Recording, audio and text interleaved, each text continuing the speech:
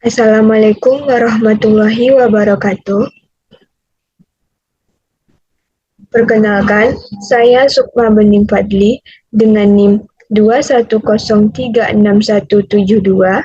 Kali ini, saya akan menjelaskan materi mengenai ekstraksi menggunakan metode sokletasi.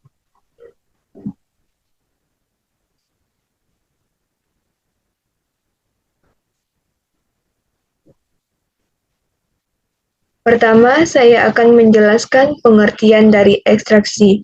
Apa sih itu yang dimaksud dengan ekstraksi? Ekstraksi adalah proses pemisahan suatu komponen berdasarkan perbedaan kelarutannya atau proses pemisahan suatu zat dari campurannya dengan menggunakan pelarut, di mana pelarut yang digunakan harus dapat mengekstrak substansi yang diinginkan tanpa melarutkan material lainnya.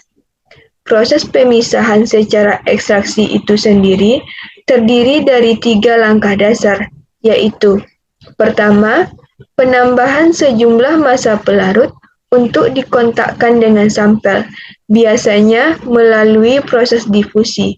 Yang kedua, zat terlarut akan terpisah dari sampel dan larut oleh pelarut membentuk fasa ekstrak. Dan yang ketiga, pemisahan fasa ekstrak dengan sampel.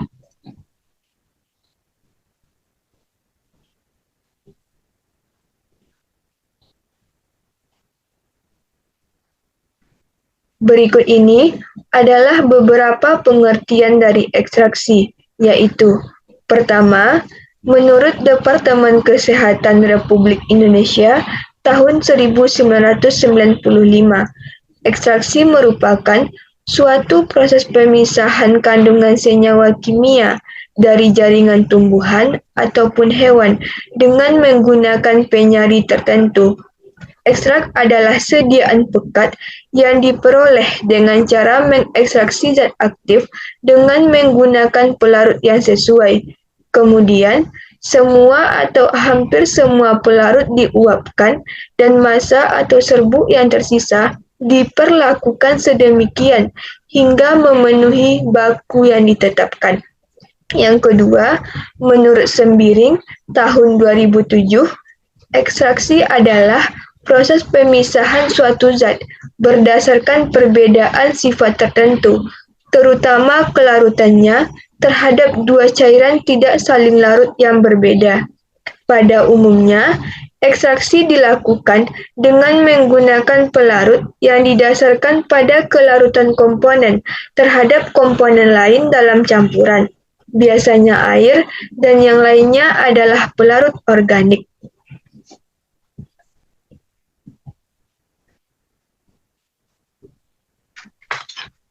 Selanjutnya, tujuan dari ekstraksi. Dilihat dari pengertian atau definisi yang dijelaskan dari ekstraksi tadi, tentu metode ekstraksi ini memiliki tujuan, di mana tujuannya yaitu untuk menarik komponen kimia yang terdapat pada bahan alam, bahan-bahan aktif seperti senyawa antimikroba dan antioksigen yang terdapat pada tumbuhan yang pada umumnya diekstrak dengan pelarut.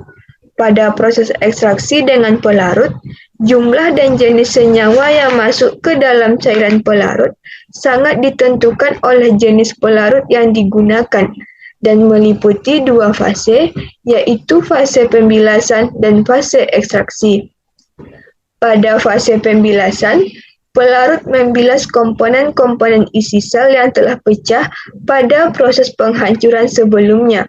Sedangkan pada fase ekstraksi, mula-mula terjadi pembengkakan dinding sel dan pelonggaran kerangka selulosa dinding sel sehingga pori-pori dinding sel menjadi melebar yang menyebabkan pelarut dapat dengan mudah masuk ke dalam sel.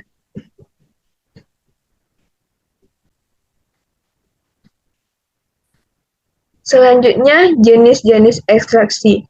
Secara umum, ekstraksi itu digolongkan menjadi ekstraksi padat cair dan ekstraksi cair-cair. Perbedaan antara keduanya yaitu, pada ekstraksi cair-cair, senyawa yang dipisahkan terdapat dalam campuran yang berupa cairan, sedangkan ekstraksi padat cair adalah suatu metode pemisahan senyawa dari campuran yang berupa padatan. Pertama, ekstraksi padat cair. Ekstraksi padat cair ini merupakan metode pemisahan satu atau beberapa komponen zat terlarut dari campurannya dalam padatan yang tidak dapat larut dengan menggunakan pelarut yang berupa cairan. Proses ekstraksi padat cair ini secara umum terdiri dari 5 tahap, yaitu yang pertama, pelarut berpindah dari bulk solution ke seluruh permukaan padatan atau terjadinya pengontakan antara pelarut dengan padatan, di mana pada proses perpindahan pelarut dari bulk solution ke permukaan padatan berlangsung seketika saat pelarut dikontakkan dengan padatan. Proses pengontakan ini dapat berlangsung dengan 2 cara, yaitu maserasi dan perkolasi. Yang kedua, pelarut berdifusi ke dalam padatan. Proses difusi pelarut ke padatan dapat terjadi karena adanya perbedaan konsentrasi antara solut di pelarut dengan solut di padatan. Yang ketiga, solut yang ada dalam padatan larut ke dalam pelarut. Solut dapat larut dalam pelarut karena adanya gaya elektrostatik antar molekul yang disebut gaya dipol-dipol, sehingga senyawa tersebut dapat bersifat polar-polar atau non-polar-non-polar yang saling berikatan. Yang keempat, solut berdifusi dari padatan menuju permukaan padatan. Proses difusi ini disebabkan oleh konsentrasi solut dalam pelarut yang berada di dalam pori-pori padatan lebih besar dari permukaan padatan. Yang kelima, solut berpindah dari permukaan padatan menuju bulk solution. Pada tahap ini, tahanan perpindahan massa solut ke bulk solution lebih kecil daripada di dalam padatan. Metode ekstraksi padat cair ini merupakan metode yang didasarkan pada perbedaan ada tidaknya proses pemanasan, sehingga dapat dibagi menjadi 2, yaitu ekstraksi cara dingin dan ekstraksi cara panas. Yang pertama adalah ekstraksi cara dingin, di mana pada metode ini tidak dilakukan pemanasan selama proses ekstraksi berlangsung dengan tujuan agar senyawa yang diinginkan tidak menjadi rusak. Contoh dari ekstraksi dingin ini diantaranya adalah maserasi dan perkolasi.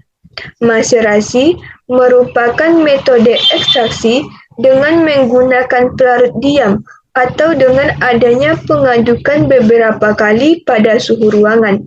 Metode ini dapat dilakukan dengan cara merendam bahan dengan sekali-sekali dilakukan pengadukan. Pada umumnya, perendaman dilakukan selama 24 jam. Kemudian, pelarut diganti dengan pelarut baru. Kelebihan dari metode maserasi ini diantaranya efektif untuk senyawa yang tidak panas.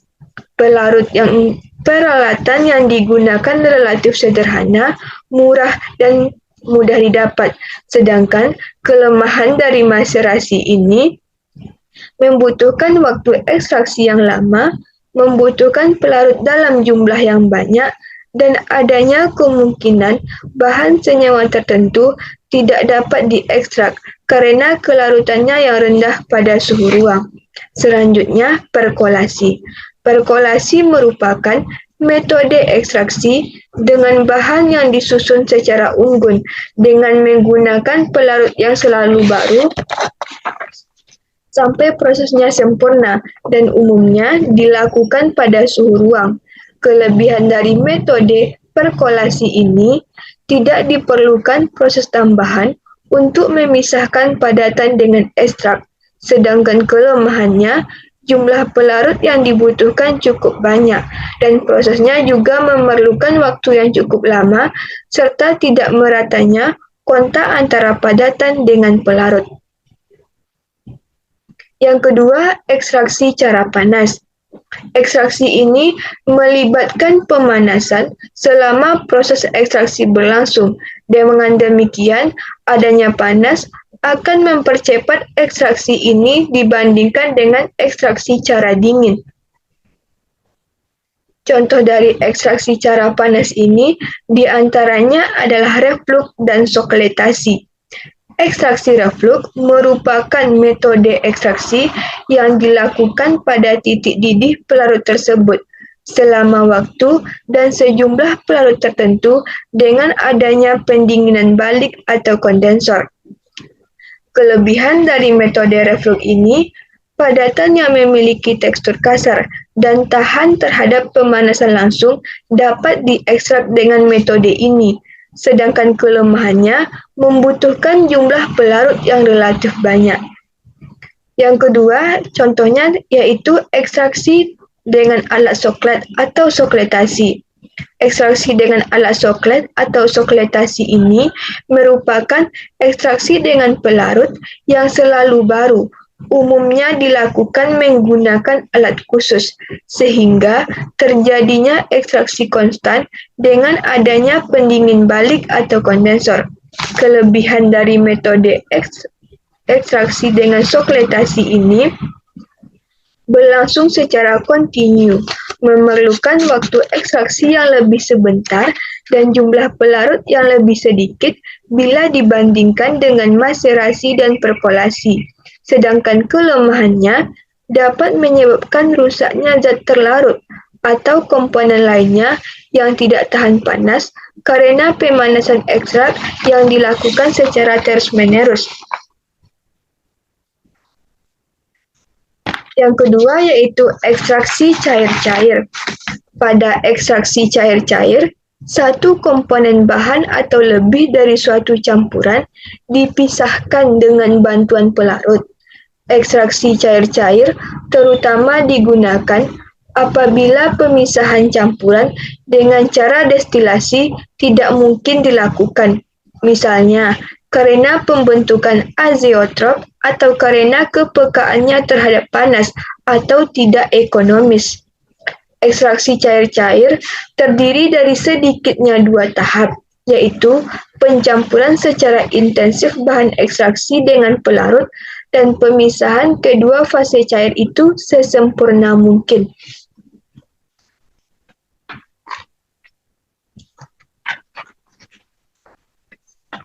Selanjutnya, faktor-faktor yang mempengaruhi ekstraksi.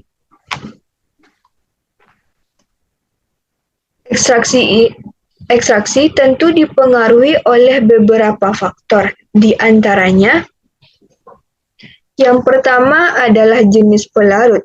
Jenis pelarut mempengaruhi senyawa yang tersari, jumlah zat terlarut yang terekstrak, dan kecepatan ekstraksi. Yang kedua, suhu. Secara umum, kenaikan suhu akan meningkatkan jumlah zat terlarut ke dalam pelarut. Yang ketiga, rasio pelarut dan bahan baku. Jika rasio pelarut bahan-bahan baku besar, maka akan memperbesar pula jumlah senyawa yang terlarut. Akibatnya, laju ekstraksi akan semakin meningkat. Yang keempat, ukuran partikel. Laju ekstraksi juga meningkat apabila ukuran partikel bahan baku semakin kecil. Dengan kata lain, rendemen ekstrak akan semakin besar bila ukuran partikel semakin kecil. Yang kelima, pengadukan. Fungsi pengadukan di sini adalah untuk mempercepat terjadinya reaksi antara pelarut dengan zat terlarut. Dan yang keenam, lamanya waktu. Lamanya waktu ekstraksi akan menghasilkan ekstrak yang lebih banyak karena kontak antara zat terlarut dengan pelarut yang lebih lama.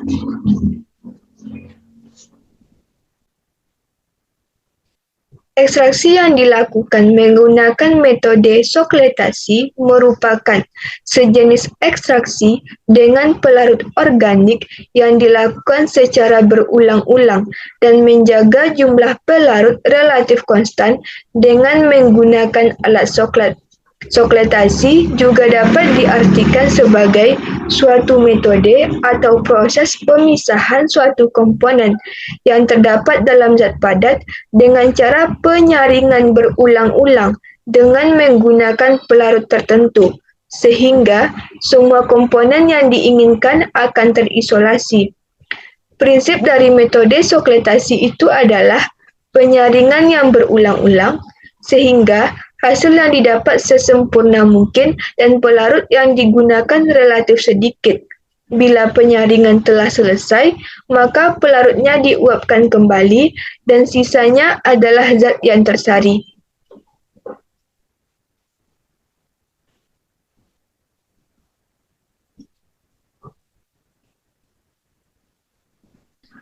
Proses sokletasi digunakan untuk ekstraksi lanjutan dari senyawa atau material atau bahan padat dengan pelarut panas. Di dalam sokletasi digunakan pelarut yang mudah menguap. Pelarut itu bergantung pada tingkatannya, yaitu polar ataupun non-polar. Syarat-syarat pelarut yang digunakan dalam proses ekstraksi yaitu: yang pertama, pelarut tersebut mudah menguap, misalnya heksana, eter, petroleum eter, metil klorida, dan alkohol. Yang kedua, titik didih pelarutnya rendah. Dengan titik didih pelarut yang rendah, maka akan lebih cepat menguap. Yang ketiga, pelarut dapat melarutkan senyawa yang diinginkan. Maksudnya, jika senyawanya contohnya adalah serai dan pelarutnya contohnya adalah heksana, berarti heksana tersebut harus dapat melarutkan senyawa serai tersebut. Yang keempat, pelarut tersebut akan terpisah dengan cepat setelah pengocokan. Yang kelima, sifat sesuai dengan senyawa yang akan diisolasi, polar atau non-polar.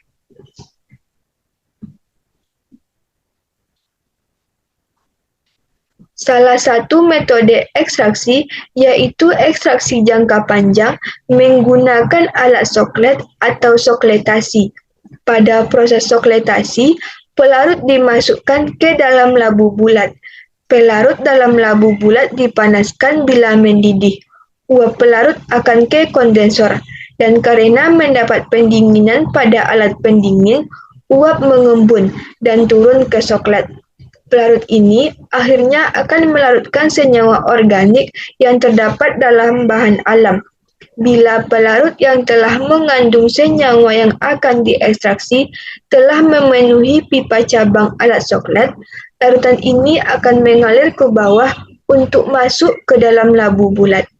Demikian seterusnya, pelarut menguap, mengembun, melarutkan senyawa dalam bahan alam, dan larutan turun ke labu bulat. Berjalan secara kontinu. Bila dirasa telah cukup, diindikasikan dengan beningnya larutan dalam pipa cabang. Ekstraksi dihentikan.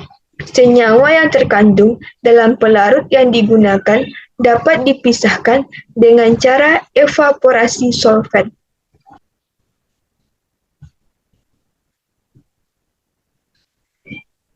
Cara menghentikan sokletasi yaitu dengan menghentikan pemanasan yang sedang berlangsung. Namun dengan catatan, sampel yang digunakan dalam sokletasi harus dihindarkan dari sinar matahari langsung. Kenapa harus dihindarkan dari sinar matahari langsung? Karena jika terkena sinar matahari, senyawa dalam sampel akan berfotosintesis sehingga terjadinya penguraian atau dekomposisi. Hal ini akan menyebabkan timbulnya senyawa baru yang disebut dengan senyawa artefak, sehingga dikatakan sampel yang digunakan sudah tidak alami lagi. Sokletasi dihentikan apabila: pertama, pelarut yang digunakan tidak berwarna lagi. Yang kedua, Sampel yang diletakkan di atas kaca arloji tidak menimbulkan bercak lagi. Dan yang ketiga, hasil sokletasi diuji dengan pelarut tidak mengalami perubahan yang spesifik.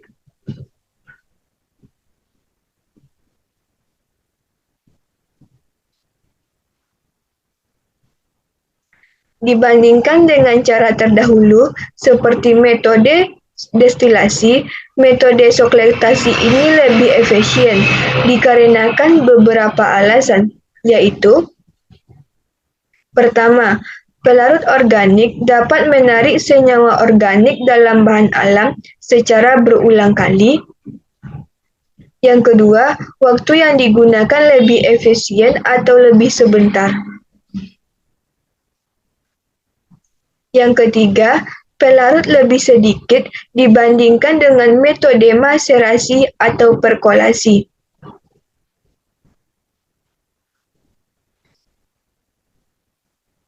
Berikut ini adalah beberapa kelebihan dan kekurangan dari metode sokletasi.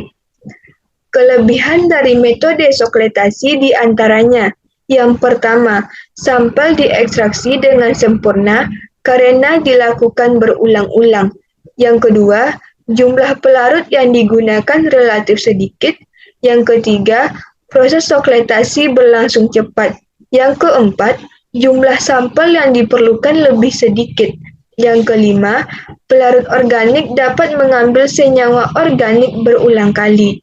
Dan yang keenam, ekstraksi analit dapat dilakukan dari massa sampel yang lebih besar dengan teknik lain untuk ekstraksi sampel padat. Sedangkan kekurangan dari metode sokletasi itu sendiri diantaranya: yang pertama, tidak baik dipakai untuk mengekstraksi bahan-bahan tumbuhan yang mudah rusak atau senyawa-senyawa yang tidak tahan panas karena akan terjadi penguraian. Yang kedua, harus dilakukan identifikasi setelah penyarian dengan menggunakan reaksi Mayer, Na, Wagner, dan reagen-reagen lainnya. Yang ketiga, pelarut yang digunakan mempunyai titik didih rendah sehingga mudah menguap.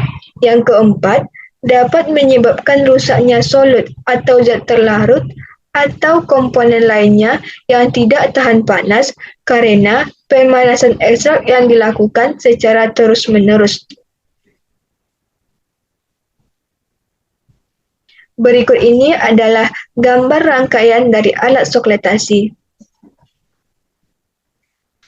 Terlihat dari gambar yang ditampilkan, terdiri dari 6 bagian.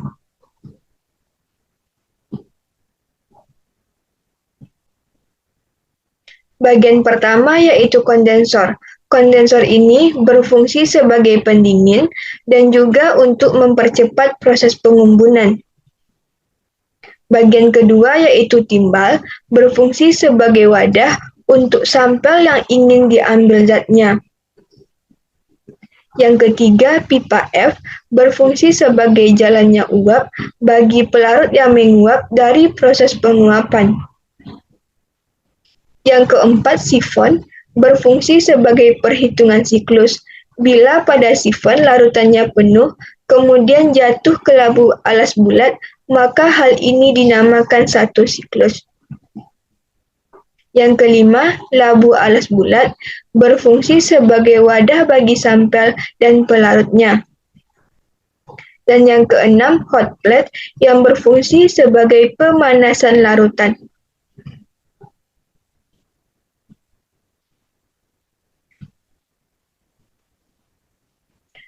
Sekian materi yang dapat saya sampaikan. Apabila ada kekurangan dan kesalahan, saya mohon maaf. Terima kasih. Assalamualaikum warahmatullahi wabarakatuh.